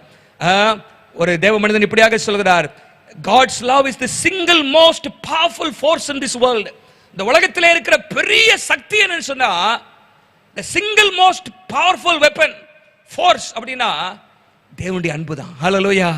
வெடிகுண்டு அல்ல, ஆட்டம் பாம் அல்ல, நியூக்ளியர் பாம் அல்ல, தேவனுடைய அன்பு தான். ஹalleluya. இந்த அன்பு ஒவ்வொரு நாள் எத்தனை பேரை கவர்ந்து இழுக்கிறதுன்னு பார்த்தீங்கன்னா அது ஆச்சரியமா இருக்கிறது. ஹalleluya. கல்வாரி சிநேகம் கரைத்திடும் என்ன என்று பக்தன் பாடுகிறான். ஹalleluya. இந்த அன்புக்கு கரையாத மக்கள் இல்லை. அந்த அன்பு எல்லா மக்களையும் சந்திப்பது மாத்திரமல்ல, அது நீளமான அன்பு மாத்திரமல்ல, அது ஆழமான அன்பு. ஹalleluya. இதை எனக்கு சிந்தித்து பார்க்கணும். கொஞ்ச நேரத்தில் சொல்லிட்டு போறேன், டைம் இல்லாதனால. எவ்வளவாக நமக்காக இறங்கி வந்து ஹalleluya அந்த அன்பின் ஆழத்தை அவர் he condescended, he came down to this world. சரி, அப்புறம் அடுத்து என்ன போட்டிருக்கு? உயரம் அப்படின்னு போட்டிருக்கு. அவர் இறங்கி வந்தது மாத்திரம் இல்ல, அவர் உங்களை தூக்கிட்டு மேல போறாராம். ஒரு லட்சம் பார்க்கலாம். அதான் உயரங்க. the height of God's love. ஆண்டவருடைய அன்பு பாருங்க, எந்த பாவியை சந்திக்குது, அது என்ன பண்ணுதா, அந்த அன்பு நம்மளை தூக்கிட்டு மேல போதும். அவர் இருக்கிற இடத்துக்கு அவர் இறங்கி வந்த மாத்திரம் இல்ல, அங்க போட்டு பவுல் சொல்றாரு பாருங்க, அவர் நம்ம பாவத்தில் செத்த நம்மை உயிர்ப்பித்து என்ன செய்யறாரா? 2ஆம் அதிகாரம் அங்கே 7ஆம் வசனத்தை வாசிக்கிறேன். கிறிஸ்துவுக்குள் நம்மை அவரோடு கூட எழுப்பி உன்னதங்களில் அவரோடு கூட உன்னதங்களில் உட்கார செய்திருக்கிறார். He raised us and he has seated us along with him. அவரோடு கூட நம்மை அமர வைத்திருக்கிறார் என்று சொல்லி நம்ம அங்கே பார்க்கிறோம். பாருங்க எப்படி ஆண்டவர் நம்மை, அதான் 1 யோவான் 3:1 சொல்லப்பட்டிருக்கிறது, நாம் தேவனுடைய பிள்ளைகள். பாருங்க, நம்மலாம் யாரும் பாவிகள் இல்லை, இப்போ தேவனுடைய பிள்ளைகள். அதான் நம்ம உயர்த்திட்டார், பிள்ளைகள். we are God's children. God's children. பாருங்க, ஒரு சாதாரண ஒரு சேரியில கிடக்கிற ஒரு பிள்ளைய ஒரு பிரைம் மினிஸ்டர் அடாப்ட் பண்ணி அங்க கொண்டு போறான்னு வைங்க, டெல்லியில அவருடைய அரண்மனையில கொண்டு போய் வச்சிருக்கிறாரு வைங்க, அது எப்படி ஆசீர்வாதம், எங்க இருந்து எங்க உயர்த்தப்படுறது. ஆனா பைபிள் சொல்லுது, உளையான சேற்றிலிருந்து நம்மை கடவுளுடைய பிள்ளையாக நம்ம மாத்திருக்கிறார். ஹalleluya. தேவனுடைய பிள்ளைகளாக மாத்திருக்கிறார். we become God's children. யோவான் 1:12 வாசிக்கிறோம். இங்கே 1 யோவான் 3:1 வாசிக்கும் பொழுது, நாம் தேவனுடைய பிள்ளைகள் என்று அழைக்கப்படுவதனாலே பிதாவானவர் நமக்கு பாராட்டின அன்பு எவ்வளவு பெரிதென்று பாருங்கள். இயேசு என்ன சொல்லி ஜெபம் பண்ணார் தெரியுமா? யோவான் 17:24, நீர் எனக்கு தந்த என்னுடைய மகிமையை நீர் எனக்கு தந்தவர்கள் காணும்படியாக நான் எங்கே இருக்கிறேனோ அங்கே அவர்களும் என்னோடு கூட இருக்க விரும்புகிறேன். நான் இருக்கிற இடத்துல என் பிள்ளைகள் இருக்கணும் அப்படின்னு விரும்புறேன் அப்படின்னு ஆண்டவர் சொல்றாரு. ஆண்டவர் நம்ம உயர்த்தி அங்கே கொண்டு போகிறாரு. நாம் பிள்ளைகள் ஆனால் சுதந்திரருமாமே. ரோமர் 8:17 வாசிக்கிறோம், தேவனுடைய சுதந்திரரும் கிறிஸ்துவுக்கு உடன் சுதந்திரரும். அப்போ குமாரனாக இயேசு கிறிஸ்து, அவர் குமாரனாக இருக்கிற பிதாவுக்கு அந்த அந்தஸ்திற்கு பிறகு குமாரன் என்கிற அந்தஸ்து, அதே அந்தஸ்தை நமக்கு ஆண்டவர் தரார். அவரால் சொல்லுங்க பார்க்கலாம், உடன் சுதந்திரர், co-heirs, joint heirs with Christ. பாருங்க, இதெல்லாம் உணரணும், தேவனுடைய பிள்ளைகளாக நாம் உணர்க வேண்டும் என்று சொல்லி அங்கே பவுல் அப்போஸ்தலன் ஜெபிக்கிறார். அன்பின் அகலம், நீளம், ஆழம், உயரம், ஆழத்துல இறங்கி வந்து எந்த ஒரு பாவி, பவுல் சொல்ற 1 தீமோத்தேயு 1:15, பாவிகள் பிரதான பாவி நான் தான், என்னையும் அவர் தூக்கிட்டு மேல கொண்டு போயிட்டார். ஹalleluya. எந்த பாவி ஆண்டவரால் நேசிக்க முடியும்? ஹalleluya. நேசிக்க முடியாத பாவின்னு இந்த உலகத்தில் யாருமே கிடையாது. நம்ம தான் அநேகரை நேசிக்க மாட்டேங்கிறோம், ஆனா ஆண்டவர் எல்லாரையும் நேசிக்கிறார். ஹalleluya. அந்த நேசத்தை நம்ம உணர்ந்தா நாமும் அவரை போல மாற முடியும். ஹalleluya. இந்த அன்பை உணர வேண்டும், அந்த அன்பை ரசிக்க வேண்டும். பாருங்க, இதெல்லாம் அனுபவிக்கும் பொழுது, அங்க பவுல் தான் சொல்றாரு 3ஆம் அதிகாரத்தில் நீங்க வாசிக்கும் பொழுது என்ன ஜெபம் பண்றாரு? அந்த அன்பை அறிந்து கொள்ள வல்லவர்களாயும் அந்த அன்பை உணர்ந்து, பாருங்க அந்த 17ஆம் வசனத்திலிருந்து வாசிக்கும் பொழுது, நீங்கள் அன்பிலே, அந்த அன்பிலே வேரூன்றணும், அந்த அன்பிலே நிலை பெற்றவர்களாக மாறணும், அந்த அன்பை உணர வேண்டும், அந்த அன்பை அறிந்து கொள்ள வல்லவர்களாக மாறணும். எவ்வளவு பாருங்க, இந்த நாளையும் கொஞ்சம் போய் யோசித்து பாருங்க. இன்னைக்கு ஃபுல்லா உட்காந்து யோசித்து பாருங்களேன். எல்லாரும் நேசித்தாரே, நான் எப்படி நேசிக்கிறேனா? என்ன நேசித்தாரே? நான் தகுதியா, என் குடும்பத்துல இன்னும் எத்தனையோ பேர் இருக்கிறாங்க ரட்சிக்கப்படாம, ஆனா என்ன நேசித்தாரே? நான் தகுதி உள்ளவனா? அந்த அன்பை புரிந்து கொள்ளணும். ஹalleluya. அப்போ நம்முடைய வாழ்க்கையில இந்த அன்பை உணர வேண்டும். அடுத்ததாக என்ன ஜெபிக்கிறார்னா, அவர் தமது மகிமையுடைய ஐஸ்வர்யத்தின்படியே, அடுத்ததாக தேவனுடைய சகல பரிபூரணத்தினாலும், ஆண்டவருடைய எல்லா ஆசீர்வாதத்தினாலும் நான் நிரப்பப்பட வேண்டும். ஹalleluya. இந்த ஜெபத்தை உங்க வாழ்க்கையில செஞ்சு பாருங்க. உங்களுக்காக மாத்திரம் இல்ல, மற்றவர்களுக்காக ஜெபம் பண்ணுங்க. ஹல்லேலூயா. சபைக்காக ஜெபம் பண்ணுங்க. ஆண்டவரே, சபையில் இருக்கிற ஒவ்வொருவரும் இந்த வருஷ கடைசியில் வந்திருக்கிறோம், இதுவரைக்கும் நாங்கள் புரிந்து கொள்ளாமல் இருந்தோம்னு சொன்னா, ஆண்டவரே உள்ளான மனுஷர்களே சபையில் இருக்கிற ஒவ்வொருவரும் வல்லமையாக பலப்பட வேண்டும். ஆண்டவரே, ஆண்டவரே சபையில் இருக்கிற ஒவ்வொருவருடைய வாழ்க்கையிலும் கிறிஸ்து ஆட்சி செய்யணும். ஆண்டவரே, வாசமாயிருக்கணும். மூன்றாவதாக கிறிஸ்துவின் அன்பை, அந்த அன்பின் அகலம், ஆழம், உயரத்தை, நீளத்தை எல்லா விசுவாசிகளும் புரிந்து கொள்ளணும், நாம் புரிந்து கொள்ளணும். எல்லா பரிபூரணத்தினால் நாங்கள் நிரப்பப்படணும். ஹல்லேலூயா. பாருங்க, இந்த ஆசீர்வாதம் போதுமா? உங்களுக்கு போதாதா? ஹல்லேலூயா. இதுக்கு மேல நம்ம என்னத்தை கேட்க போறோம்? இது புரிஞ்சுக்கிட்டோன்னு சொன்னா இந்த உலகம் நமக்கு குப்பையாவே தான் இருக்கும். ஹல்லேலூயா. இந்த உலகத்தினுடைய ஈர்ப்புகள், உலகத்தினுடைய எல்லா காரியங்களும் நமக்கு குப்பையாக தான் இருக்கும். அதான் பவுல் சொல்றாரு, ஒரு பெரிய லிஸ்டே போட்டு இவ்வளவு அந்தஸ்து இதெல்லாம் என்கிட்ட இருக்குப்பா, அதெல்லாம் குப்பைன்னு என்ற அவரை அறியணும், அவருடைய அன்பை அறியணும், அவருடைய உயிர்த்தெழுதலின் வல்லமை அறியணும். அந்த அன்புக்குள்ளாக நம்ம போகணும், அந்த காரியத்துக்குள்ளாக. அந்த அதுக்காக தான் ஆண்டவர் நம்ம வைத்திருக்கிறார். ஏதோ அந்த உலகத்தினுடைய சில ஆசீர்வாதங்கள், நல்ல வேலை, நல்ல படிப்பு, நல்ல எனது வீடு, அதுக்காக மாத்திரமல்ல, அதெல்லாம் தானாக ஆண்டவர் தருவார். உங்களுக்கு என்ன தேவை என்று ஆண்டவர் அறிந்திருக்கிறார். நீங்க உன்னதமான ஆசீர்வாதங்களை கேட்டு பெற்றுக்கொள்ளணும். ஹல்லேலூயா. ஆண்டவர் நமக்கு மேன்மையானவர்களை தருகிறார். பாருங்க, கடைசியாக இந்த வாக்குத்தத்த வசனத்தை மாத்திரம் நான் சொல்லி முடிக்க விரும்புகிறேன்.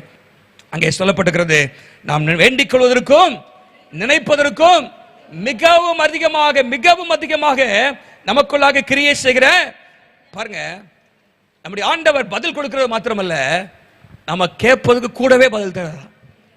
அதாவது சொல்றார், God not only answers our prayers, God over answers our prayers. என்ன பண்றாரா? நம்ம கேட்கறதை காட்டிலும் அதிகமாகவே தராராம். ஒரு நாள் ஒரு ஊழியக்காரரு பிரசங்கம் பண்ணிட்டு இருக்கும்போது திடீர்னு இப்படி சொன்னாராம். அதாவது என்ன சொன்னார்னா, விசுவாசிகளை பார்த்து சொன்னாராம், நான் விரும்பின ஒன்னத்தையுமே ஆண்டவர் எனக்கு தரல அப்படின்னா. ஏன்னா விசுவாசிகளை பார்த்தாங்க, பாஸ்டருக்கே தரலானே, நான் விரும்பின ஒண்ணுமே எனக்கு ஆண்டவர் தரல அப்படின்னு. நான் விரும்பின பள்ளிக்கூடத்தில் நான் பள்ளிக்க ஆண்டவர் எனக்கு இடம் கொடுக்கல அப்படின்னாராம். அப்புறம் நான் விரும்பின பெண்ணை மணக்க ஆண்டவர் எனக்கு அனுமதி கொடுக்கல அப்படின்னாராம். மனைவி பக்கத்தில் உட்காந்துருந்தாங்க. ஏன்னா யார் விரும்பின, நான் விரும்பின ஒன்றோ எனக்கு ஆண்டவர் தரல, நான் விரும்பின பள்ளிக்கூடத்தில் படிக்க அனுமதி தரல, நான் விரும்பின பெண்ணை மணக்க தேவன் அனுமதிக்கல. எல்லாம் பக்கத்துல எல்லாம் சுத்தி பார்த்தாங்க, என்ன சொல்ல வர்றாரு? அப்புறம் கடை சொன்னார், சிரித்துட்டு, தேவன் எனக்கு நான் விரும்பினதை காட்டிலும் சிறந்ததாகவே தான் கொடுத்தார் அப்படின்னு. அவரை சொல்லுங்க பார்க்கலாம். நான் விரும்பினதை காட்டிலும் சிறப்பானவைகளை ஆண்டவர் எனக்கு தந்தார். God always gave me something better than I wanted. Better than I wanted. Hallelujah. நினைப்பதற்கும் வேண்டிக் கொள்வதற்கும் மிகவுமாக நாம் விரும்புவதை காட்டிலும் அதிகமாக ஆண்டவர் நம்முடைய வாழ்க்கைகளை செய்கிற தேவனாக அவர் இருக்கிறார் என்பதிலே சந்தேகமில்லை. நீங்க வேதத்தில் பல உதாரணங்களை சொல்ல முடியும். பாருங்க, ஒன்னு ராஜாக்கள் 3ஆம் அதிகாரம் 5ஆம் வசனத்துல அங்கே சாலமோன்ட்ட போய் ஆண்டவர் கேட்கிறார், உனக்கு என்னப்பா வேணும் அப்படிங்கிறார். அவன் கேட்கிறான், ஆண்டவரே இந்த மக்கள் எல்லாம் விசாரிப்பதற்கு எனக்கு ஞானமுள்ள இருதயத்தை தாரும், டிசர்னிங் ஹார்ட் எனக்கு தாரும் அப்படிங்கிறான். அந்த ஜெபம் அவருக்கு பிரியமா இருந்தனால ஆண்டவர் 3 காரியத்தை எக்ஸ்ட்ராவே கொடுக்குறாரு. என்ன கொடுக்குறாரு? ஐஸ்வர்யம், கனம், நீடித்த ஆயுசு. இதெல்லாத்தையும் என்ன பண்றாரு ஆண்டவர்? அவன் கேட்டது ஞானம், பெற்றுக்கொண்டது அவன் நினைப்பதை காட்டிலும். ஹல்லேலூயா. ஐஸ்வர்யத்தையும் கனத்தையும் ஆண்டவர் தந்தார் என்று சொல்லி பார்க்கிறோம். அது மாத்திரமல்ல, புதிய ஏற்பாடுல நிறைய உதாரணங்கள் இருக்கிறது. பாருங்க, அன்னாள் ஜெபம் பண்ணாங்க, ஒரே ஒரு பிள்ளையை மாத்திரம் கொடுத்துரு ஆண்டவரேன்னு. ஆண்டவர் ஒரு பிள்ளையோட நிப்பாட்டல, கூட ஒரு 5 பிள்ளையை கொடுத்தாரு. ஹல்லேலூயா. கூட ஒரு 3 ஆண் பிள்ளை, கூட 2 பெண் பிள்ளையும் கொடுத்தார் என்று நாம் வாசிக்கிறோம். பாருங்க, ஆண்டவர் நினைப்பதை காட்டிலும் அதிகமாக தருகிறார். ஆண்டவரே நம்ம பற்றிக் கொள்ளும் பொழுது, ஆண்டவரே சார்ந்திருக்கும் பொழுது, ஆண்டவருடைய கரத்தை பிடித்துக் கொள்ளும் பொழுது, அவர் நினைப்பதற்கு வேண்டிக் கொள்வதற்கும். புதிய ஏற்பாட்டில் திருச்சபையில் நடந்த முதல் அற்புதத்தை நீங்க பாத்தீங்கன்னா, எனது அந்த பியூட்டிஃபுல் கேட் அலங்கார வாசல்ல ஒருத்த உட்கார்ந்து இருக்கிறான், பிச்சை கேட்டுட்டு இருக்கிறான். அப்படிதானே? என்ன கேட்டது? என்ன பிச்சை. கிடைச்சது என்ன? ஆசீர்வாதமா. அதாவது ஆங்கிலத்தில் இப்படி சொல்லுவாங்க, he asked for alms. ALMS, ஆம்ஸ்னா பிச்சை. அவன் கேட்டது ஆம்ஸ், அவனுக்கு கிடைச்சது ஆம்ஸ், கை கால்கள். ARMS, ஆண்டவர் அவனுக்கு கையும் கொடுத்தாரு, காலையும் கொடுத்தாரு. கேட்டது என்னது? இன்னைக்கு சாப்பாட்டுக்காக பிச்சை கிடைச்சா பரவாயில்ல, ஆனா ஆண்டவர் கொடுத்தது கை காலெல்லாம் கொடுத்து போய் நல்லா போய் ஆசீர்வாதமா இருப்பா அப்படி அனுப்பிட்டார். ஹல்லேலூயா. He asked for alms, but God gave him alms. ஆண்டவர் நம்முடைய வாழ்க்கையில நினைப்பதை காட்டிலும் ஆண்டவர் அதிகமாக நமக்கு செய்கிற தேவனாய் இருக்கிறார். கல்வாரி சிலுவையில இந்த கல்லன் கேட்டான், நீ பரலோகத்துக்கு வரும்போது நம்முடைய ராஜ்யத்தில் என்னை நினைச்சிக்கங்க அப்படின்னா, ஆண்டவர் சொல்ல நினைக்கிறது என்னப்பா, நம்ம 2 பேரும் சேர்ந்தே போயிடுவோம் அப்படின்ட்டாரு. என் கூட இன்னைக்கு இருப்பா, இன்று என்னோடு கூட, you will be with me in Paradise today. இன்னைக்கே இருப்ப பாருங்க. ஆண்டவரை பற்றிக்கொள்ளும் போது இந்த ஆசீர்வாதங்கள்லாம் எப்போ என்ன நேரத்தில் கிடைக்கும் நமக்கு தெரியாது. ஹல்லேலூயா. நினைப்பதை காட்டிலும் better than you want, நீங்க விரும்பினதை காட்டிலும் அதிகமாக ஆண்டவர் நம்முடைய வாழ்க்கையில தருவதற்கு வல்லமை உள்ளவராக இருக்கிறார். அநேக காரியங்களை பார்க்க முடியும். God always over answers our prayers. நம்ம ஜெபத்தை காட்டிலும், விரும்புவதை காட்டிலும், நினைப்பதையே காட்டிலும், சரி நினைச்சுக்கிட்ட பார்த்துருக்கோம். மெசேஜ்ங்கிற ஒரு டிரான்ஸ்லேஷன்ல பைபிள் இருக்கு, மெசேஜ்னு ஒரு பைபிள். அதுல பாத்தீங்கன்னா வைல்டஸ்ட் ட்ரீம்ஸ், நீங்க கற்பனையே செய்து கொள்ளாத அளவுக்கு ஆண்டவர் உங்களுக்கு என்ன பண்றாரா, ஆண்டவர் செய்கிறாரு அப்படின்னு போட்டிருக்கு. நம்முடைய வாழ்க்கையில கற்பனை கேட்டு அதாங்க நினைப்பதற்கும் வேண்டிக் கொள்வதற்கும் மிகவும் அதிகமாக கிரியை செய்ய வல்லமை உள்ளவர். நம்முடைய வாழ்க்கையில அப்படிப்பட்ட ஆண்டவரை நம்ம சேவிக்கிறோம். ஹல்லேலூயா. நீங்களும் நானும் பெற்ற ஆசீர்வாதம் அது சாதாரண காரியம் இல்லை. நீங்களும் நானும், பவுல் என்ன சொல்ல விரும்புறாருன்னா, ஒரு செகண்ட் ரேட் கிறிஸ்டியனாக நம்ம இந்த உலகத்தில் வாழ்ந்து, ஏதோ நான் ரட்சிக்கப்பட்டேன், சபைக்கு போனேன், ஏதோ காணிக்கை கொடுத்தேன், ஏதோ எனக்கு ஆண்டவர் சில ஆசீர்வாதங்கள் கொடுத்தாரு, இருந்தேன் இல்லை. ஆண்டவருக்காக நம்ம செயல்படணும். ஹல்லேலூயா.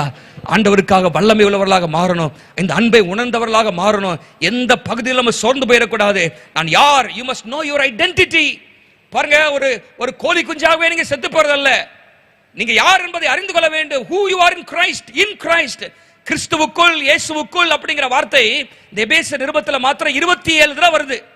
கிறிஸ்துவுக்குள், அவருக்குள் அப்படிங்கிற வார்த்தை. அப்போ அவருக்குள் இருக்கிற எல்லா ஆசீர்வாதத்தையும் நாம் பெற்றவர்களாக இந்த உலகத்தில் வாழணும். ஹல்லேலூயா. அதை அனுபவிக்க வேண்டும் என்று சொல்லி கர்த்தர் விரும்புகிறார். இந்த ரட்சிப்பு என்பது அது சாதாரணமானதல்ல.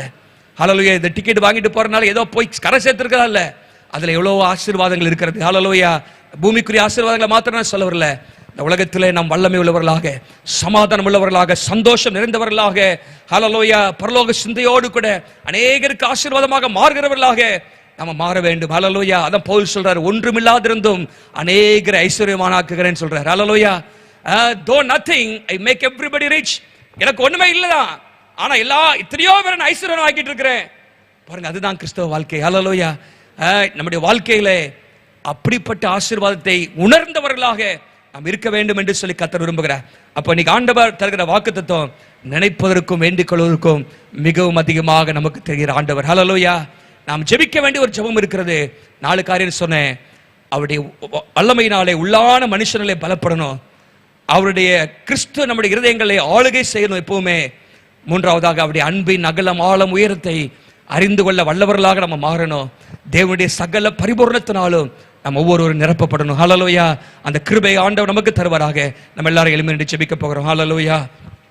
நினைப்பதற்கும் வேண்டிக் கொள்வதற்கும் மிகவும் அதிகமாக கிரியை செய்கிறவர். ஹல்லேலூயா. இந்த மாதத்துல இந்த எபேசியர் நிருபத்திலிருந்து இன்னும் பல சத்தியங்களை நாம் பார்க்க போகிறோம். ஹல்லேலூயா. ஆண்டவர் நம்முடைய ரட்சிப்பை அவர் ஹல்லேலூயா திட்டம் பண்ணினார். இந்த ரட்சிப்பை நமக்காக விலை கொடுத்து வாங்கினார். இந்த ரட்சிப்பை நமக்கு தந்தது மாத்திரமல்ல, அதை அவர் முத்திரை போட்டு வைத்திருக்கிறார். ஹல்லேலூயா. இந்த ரட்சிப்பை பாதுகாப்பதற்காக அவர் நமக்கு உதவி செய்கிறார் என்று நம்ம பார்க்கிறோம். உளையான சேற்றிருந்த நம்மை, பாவத்திலே மரித்திருந்த நம்மை ஆண்டவர் நம்மை உயிர்ப்பித்து உன்னதங்களிலே உட்கார வைத்திருக்கிறார். ஹல்லேலூயா. இந்த உலகத்திலே நீங்கள் இந்த இடத்திலே இப்பொழுது அமர்ந்திருந்தாலும் ஆவிக்குரிய ரீதியாக நீங்கள் உன்னதத்தில் இருக்கிறீங்க. ஹல்லேலூயா. கிறிஸ்துவோடு கூட நீங்கள் எழுப்பப்பட்டிருக்கிறீர்கள். ஹல்லேலூயா. மேலானவைகளே நாம் யோசிக்க வேண்டும், மேலானவைகளே நாம் சிந்திக்க வேண்டும். பரலோகம் என்ன நம்முடைய வாழ்க்கையில் எப்பொழுதும் உண்டாக இருக்க வேண்டும். பூமிக்குரியவைகள் அல்ல, மேலானவைகளே நாட வேண்டும். ஹல்லேலூயா. அவருடைய உயிர்த்தெழுதலின் வல்லமை, அவருடைய அன்பின் அகலம், ஆழம், உயரம். ஹல்லேலூயா. அவருக்கு அறிவு கெட்டாத அந்த அன்பை அறிந்து கொள்ள கர்த்தர் நம்ம எல்லாருக்கும் ஆண்டவர் கிருபை தருவாராக. எல்லா கர்த்தரை ஸ்தோத்திரம் பண்ணுங்க. ஆண்டவரே, ஹல்லேலூயா, எவ்வளவு பெரிய அன்பு அப்பா. எங்களுக்காக இந்த பூமியில வந்தது மாத்திரமல்ல, ஹல்லேலூயா, எங்களுக்காக ஆண்டவரே உம்முடைய ஜீவனையே கொடுத்தீரே அப்பா. ஹல்லேலூயா. தன்னுடைய சிநேகிதருக்காக ஜீவனை கொடுக்கிற அன்பை காட்டிலும் வேற அன்பு இந்த உலகத்தில் இல்லை, பெரிதான அன்பு இல்லை என்று நாங்கள் வேதத்தில் வாசிக்கிறோமே. ஜீவனையே கொடுக்கத்தக்கதாக நீங்கள் எங்களுக்காக இறங்கினீரே. உம்முடைய அன்பின் ஆழம் எவ்வளவு பெரிது ஆண்டவரே. ஹல்லேலூயா. ஸ்தோத்திரம் ஆண்டவரே. நம்முடைய பாவங்கள் எல்லாம் கடலின் ஆழங்களில் அவர் போட்டு விட்டார் என்று சொல்லப்பட்டிருக்கிறது. ஹல்லேலூயா. கர்த்தர் நம்மை நேசிக்கிறார். அந்த நேசத்தை நாம் உணர வேண்டும். ஹல்லேலூயா. you must feel loved by God. எல்லா நேரத்திலும் கர்த்தர் என்னை நேசிக்கிறார் என்கிற அந்த உணர்வு நம்முடைய வாழ்க்கையில் உண்டாயிருக்க வேண்டும். கரங்களை வைத்து கர்த்தரை ஸ்தோத்திரம் பண்ணுவோம். நன்றி நன்றி நன்றியோடு ஸ்தோத்திரிக்கிறோம். நினைப்பதற்கு வேண்டிக் கொள்வதற்கு மிக அதிகமாக கிரியை செய்கிற ஆண்டவர். ஹல்லேலூயா. நான் ஜெபிப்பதற்கும் அதிகமாய் செய்திடுவார். நினைப்பதற்கும் நாம் ஜெபிப்பதற்கும் அதிகமாய் செய்திடுவார். களி கூறுவோம், களி கூறுவோம், கர்த்தர் சொன்ன வாக்கு தத்தம் சொல்லி மகிழ்வோம். களி கூறுவோம், களி கூறுவோம், கவலைகள் மறந்து களி கூறுவோம். கைதட்டி பாடி மகிழ்ந்திருப்போம், கர்த்தர் சமூகத்தில் களி கூறுவோம். கைதட்டி பாடி மகிழ்ந்திருப்போம். ஆமென். கர்த்தர் சமூகத்தில் களி கூறுவோம். ஒரு விஷயம் கூட நினைப்பதற்கும் நாம் ஜெபிப்பதற்கும் அதிகமாய் செய்திடுவார். நினைப்பதற்கும் நாம் ஜெபிப்பதற்கும் அதிகமாய் செய்திடுவார். களி கூறுவோம், களி கூறுவோம், கர்த்தர் சொன்ன வாக்கு தத்தம் சொல்லி மகிழ்வோம். களி கூறுவோம், களி கூறுவோம், கவலைகள் மறந்து களி கூறுவோம். ஆமென். சர்வ வல்லமையுள்ள தேவனே, எங்கள் பிதாவே, ஆண்டவரே உமக்கு ஸ்தோத்திரம். எங்களுக்கு ஆண்டவரே நீ வைத்திருக்கிற எல்லா உன்னதமான ஆசீர்வாதங்களை, இந்த அளவற்ற ஆண்டவரே ஐஸ்வர்யத்தை, அனந்த ஞானத்தை, இந்த அனாதி தீர்மானத்தை நாங்கள் உணர்ந்தவர்களாக செயல்பட கர்த்தர் எங்களுக்கு உதவி செய்யும்படியாக நாங்கள் ஜெபிக்கிறோம் அப்பா. ஆண்டவரே உமக்கு நன்றி. உம்முடைய அன்பை நாங்கள் அறிந்தவர்களாக இந்த உலகத்திலே வாழ, உம்முடைய வல்லமையை பெற்றவர்களாக இந்த உலகத்திலே வாழ ஆண்டவர் ஒவ்வொருவருடைய கிருபை தரும்படியாக நாங்கள் ஜெபிக்கிறோம். இன்னும் அதிகமாக நாங்கள் ஜெபிக்கணுமே ஆண்டவரே, இன்னும் அதிகமாக உம்மோடு நெருங்கி நாங்கள் வாழ கர்த்தர் உதவி செய்யும்படியாக நாங்கள் ஜெபிக்கிறோம். உம்முடைய பிள்ளையுடைய வாழ்க்கையில நினைப்பதற்கும் வேண்டிக் கொள்வதற்கும் மிகவும் அதிகமாக ஆண்டவர் வரும் நாட்களிலே கர்த்தர் கிரியை நடப்பிக்கும்படியாக நாங்கள் ஜெபிக்கிறோம். ஆண்டவரே நீங்க அப்படியே செய்யப்படுறதுக்காக உமக்கு நன்றி செலுத்துகிறோம். அந்த எல்லாரையும் ஆசீர்வதிப்பீராக. இந்த வசனத்தினுடைய ஆசீர்வாதங்களையும் வாக்குத்தத்தத்தையும் சுதந்திரித்துக் கொள்ள கர்த்தர் உதவி செய்யுங்க. இயேசுவின் நாமத்தில் பிதாவே. என் ஆத்துமாவே கர்த்தரை ஸ்தோத்திரி, என் முழுவதுமே பரிசுத்த நாமத்தை ஸ்தோத்திரி. என் ஆத்துமாவே கர்த்தரை ஸ்தோத்திரி, கர்த்தர் செய்த சகல உபகாரங்களையும் மறவாதே. ஆமென். நம்முடைய கர்த்தராகிய இயேசு கிறிஸ்துவின் கிருபையும் பிதாவாகிய தேவனுடைய அன்பும் பரிசுத்த தேவ ஆவியானுடைய ஐக்கியமும் ஆசீர்வாதமும் நம் அனைவரோடு கூட என்றும் என்று சதா காலங்கள் இருப்பதாக. ஆமென், ஆமென். ஹல்லேலூயா.